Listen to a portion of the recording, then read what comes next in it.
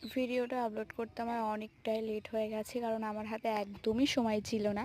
তো গেছিলাম পার্লারে আইব্রো করতে, যাব সোনারপুর আমার বাপের বাড়ি জামাই ষষ্ঠী করতে। তো বেরিয়ে পড়লাম রীতিমতো। তো বৌদির জন্য কিছু কেনাকাটার করার জন্য আমাদের শপিং মলে গেলাম। আর দেখো শিয়ালদার রাতের এই ভিউটা অনেক সুন্দর লাগছিলো, তাই তোমাদের সাথে একটু শেয়ার করলাম।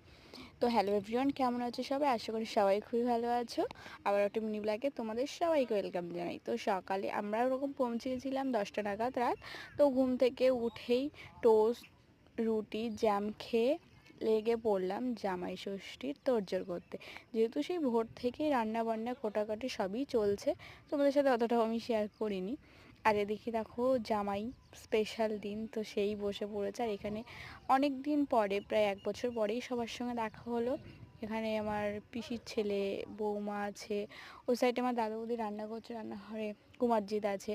আর একটু আড্ডা মারছিলাম, যেহেতু দাদার সামনে কলা খেয়ে খোসাগুলো রেখে দিয়েছে। আর এদিকে কুমারজিৎ বসে আছে, যেহেতু জামাই স্পেশাল দিন, কিছু বলাও যাবে না।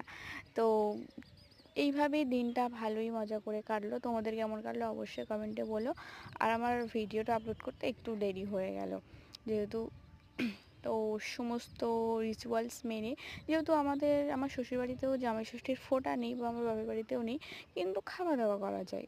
আমাদের দুই বাড়িতে নেই বলে এই দিনটা শুধু খাওয়া দাওয়াই হয়, কোনো ফোঁটা টোটা হয় না।